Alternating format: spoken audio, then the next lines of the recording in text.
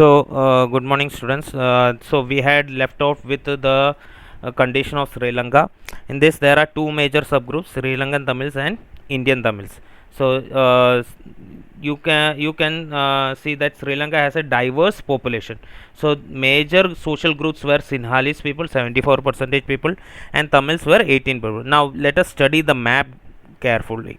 Okay, here this is the island of Sri Lanka. Okay, here if you see Sinhalese are yellow color. So Sinhalese is almost the center of Sri Lanka, center of Sri Lanka. Then comes Tamils.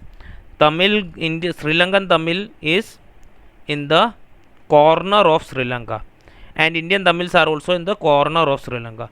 So we Muslims are somewhere here. So these all are the Muslim community. So when we understand the condition of Sri Lanka, we can clearly see that the major portion of Sri Lanka are covered by Sinhalese group. So they have moved the Tamils to the corner of the corner of the island. So this is a very dangerous situation.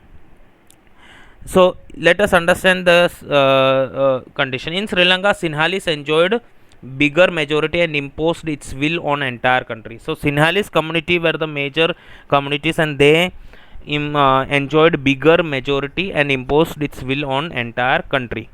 So what did Sinhalese do? Sinhalese community told other community that whatever we decide, that will only happen. If other community people want to live, they can live, otherwise don't interfere.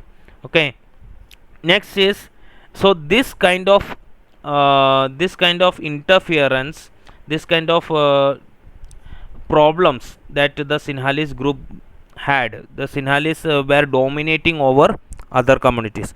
So what did Sinhalese group had? This kind of problems that Sinhalese group had. Sri Lanka emerged as an independent country in 1940. Let us learn little bit of history of Sri Lanka. Sri Lanka emerged as a independent country in 1948. So Sinhalese community was majority, so they had formed the government. What they had formed? They had formed the government. They also followed preferential policies that favored Sinhalese applications for university position and government job. So when this government was formed in 1940, at the time Sinhalese people were in majority, so they made such kind of decisions which favored Sinhalese community. These measures taken by government gradually increased the feeling of alienation among the Tamil groups. So when 1948 they got independence, Sinhalese communities people, they brought the rules and regulation which only supported and helped Sinhalese group people. So other Tamil group people thought that why they are doing like this to us, why they are leaving us. They were also the part of the country. Sri Lankan Tamils felt that constitution and government policies denied them equal political rights and discriminated them in getting job. So the constitution was made in such a way that there was discrimination in the policies and other opportunities, and ignored their interest, due to which the relation between Sinhalese and Tamil community became poor. So what happened when government supported Sinhalese group? So there was a fight between Sinhalese and Tamils. So the relation started getting poor. Sri Lankan Tamils launched parties and struggles for recognition of Tamil as official language, for regional autonomy and equality of opportunity in securing education and jobs. So what did Sri Lankan Tamils do? They launched struggles for recognition of Tamil as an official language, but their demand was denied by the government. But what happened? This the demand was what? Denied by the government. The distrust between the two communities turned into a widespread conflict and turned into a civil war. What happened? This civil war started. So when both the communities had problems with each other, eventually what happened? Civil war started.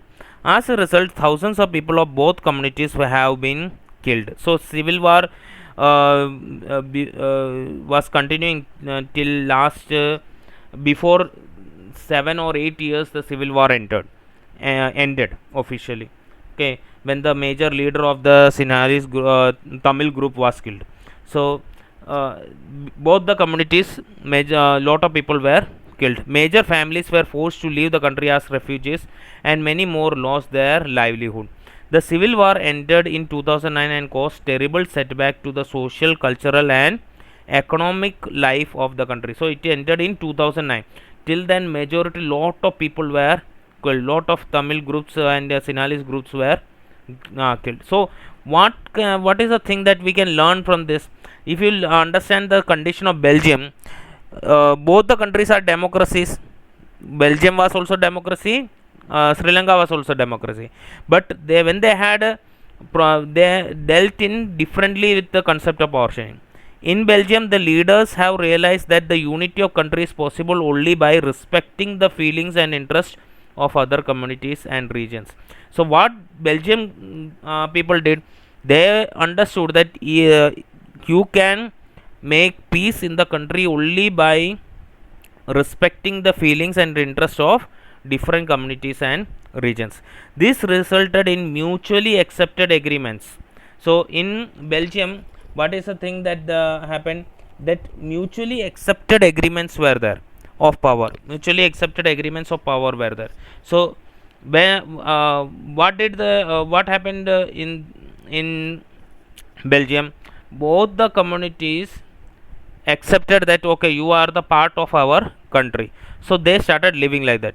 But in Sri Lanka, but if major community wanted to dominate over other communities, the almost the same condition is happening in India. That is because of which India is having problems nowadays, where major community want to dominate over other communities and it refuses to share the power. So when major community want to dominate over other communities and it refuses to share the power, it can undermine. It can undermine means what? It can create problem for the unity of the country. Okay, so that is a major case of how power sharing has to be done in by the cases of Belgium and Sri Lanka.